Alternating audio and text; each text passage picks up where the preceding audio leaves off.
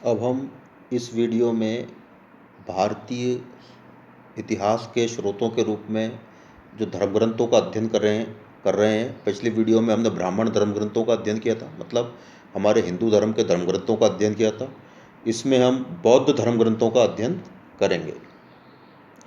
ब्राह्मण साहित्य की भांति बौद्ध साहित्य भी बहुत विशाल है और प्राचीन भारतीय इतिहास के निर्माण में उसका योगदान भी कोई कम महत्वपूर्ण नहीं है। इस साहित्य ने कुछ ऐसे तथ्यों पर भी प्रकाश डाला है जिन पर समकालीन ब्राह्मण साहित्य मौन है। प्रारंभिक बौद्ध साहित्य पाली भाषा में लिखे गए थे, परंतु बाद में बौद्ध विद्वानों ने भी संस्कृत भाषा में अपने ग्रंथ लिखे। तो बौद्ध ग्रंथों की जब हम बात करेंगे तो सबसे मुख्य है पिटक ग्रंथ। ये पिटक क्या हैं? बौद्धों के जो धार्मिक सिद्धांत हैं वो मुख्यतः पिटक ग्रंथों में संग्रहित हैं। ये तीन हैं: विनय पिटक, सुत्त पिटक और अभिधम्म पिटक। तीनों की संख्या के कारण इन्हें त्रिपिटक भी कहा जाता है।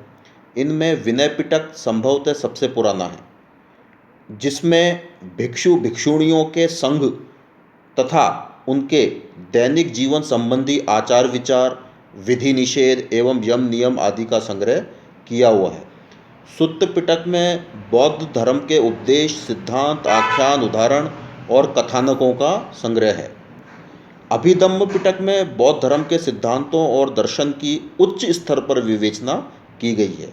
ये ग्रंथ जो अभिधम्म पिटक है धर्मपरक है, परंतु इसमें भी बुद्ध के समय के भारत के संबंध में बहुत सी उपयोगी बातें ज्ञात होती हैं।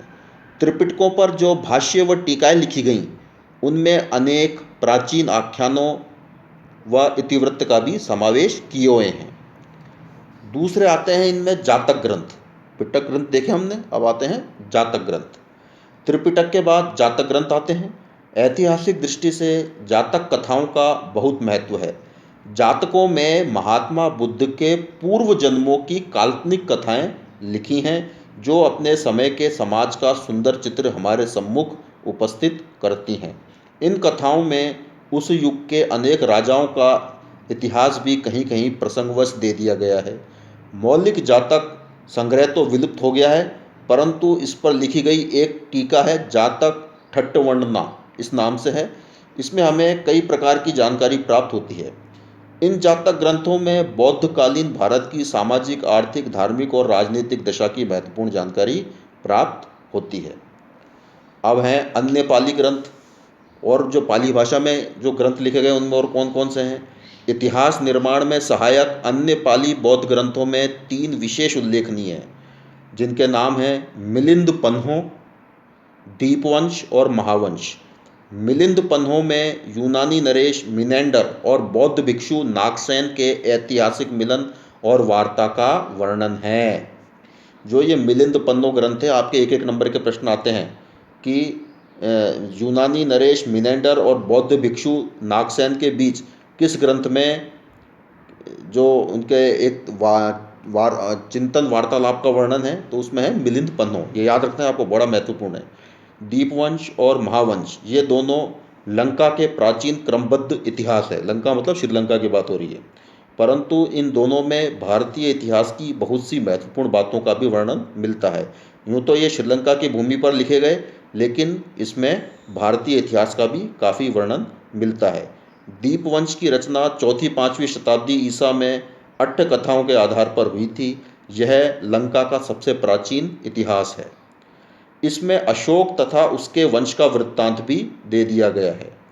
दीपवंश के प्राय 150 वर्ष बाद महावंश की रचना हुई। इसके लेखक का नाम महानाम बताया जाता है। इसमें भी लंका के प्राचीन इतिहास को लिखते हुए अशोक तथा उसके वंशजों और भारतीय बौद्ध आचार्यों के विषय में भी परिचय दिया गया है। किसमें? महावंश में। दोनों ग्रंथों में ऐतिहासिक घटनाओं के साथ साथ कल्पित एवं अतिरंजित वर्णन भी पर्याप्त मात्रा में मिला गया है, जो कि अपन जानते भी हर किसी भी धर्म ग्रंथ की ये एक कमी होती है कि कई वर्णन उसमें अतिरंजित किए हुए होते हैं। अब ये हमने पाली भाषा के धर्म ग्रंथ, बौद्ध धर्म ग्रंथ देखे। अब हम कुछ संस्कृत भाषा के बौद्ध धर्म ग्रंथों की बात करेंगे। तो इसमें संस्कृत भाषा में हम देखते हैं, तो इसमें महावस्तु, ललित विस्तार, बुद्ध चरित्र, सौंदरानंद, दिव्यावदान आर्य मंजूश्री मूलकल्प आदि उल्लेखनीय हैं। महावस्तु मुख्य रूप से महात्मा बुद्ध का जीवन वृत्त है। मूलतः यह हीनयान संप्रदाय का ग्रंथ है, परंतु इसमें महायान संप्रदाय की विशेषताएं भी प्रवेश कर गई हैं। हीनयान और महायान के विषय में आपको याद होना चाहिए, बौद्धों के ये दो महत्वपूर्ण समुदाय हैं। ललित विस्तार में बुद्ध को देवी शक्ति के रूप में स्वीकार कर अद्भुत कर्मों से युक्त उनका जीवन वृत्त अंकित किया गया है। कनिष्क, जो राजा कनिष्क थे कुषाण वंश के, तो कनिष्क के समकालीन महाकवि थे अश्वघोष। उनकी रचनाओं में बुद्ध चरित्र और सौंदरानंद काव्य विशेष उल्लेखनीय है। आपके एक एक नंबरों के प्रश्नों में आ सकता है कि अश्वघोष ने किस साहित्य की रचना करी, तो उसका उत्तर हो जाएगा बुद्ध चरित्र और सौंदरानंद। और भी कई काव्यों की इन्होंने रचना करी। किसके समकालीन थे ये अश्वघोष, तो उसका उत्तर हो जाएगा कुषाण शासक कनिष्क के समकालीन। जो हमारे सिलेबस में है, इसको आगे पढ़ेंगे अपन। इन रचनाओं में महाकवि ने बुद्ध के जीवन तथा सिद्धांतों का उल्लेख किया है। दिव्यावदान नेपाल से उपलब्ध हुआ है। इसके लेखक का नाम अभी तक ज्ञात नहीं हो सका है। इसमें बहुत सी प्राचीन बौद्ध कथाएं संग्रहित हैं, जिनमें से अनेक का संबंध भारत के प्राचीन राजाओं के साथ भी है। विशेषतया इसमें अशोक के उत्तराधिकारियों से लेकर पुष्यमित्र शुंग के समय का वर्णन ऐतिहासिक दृष्टि से अति महत्वपूर्ण है।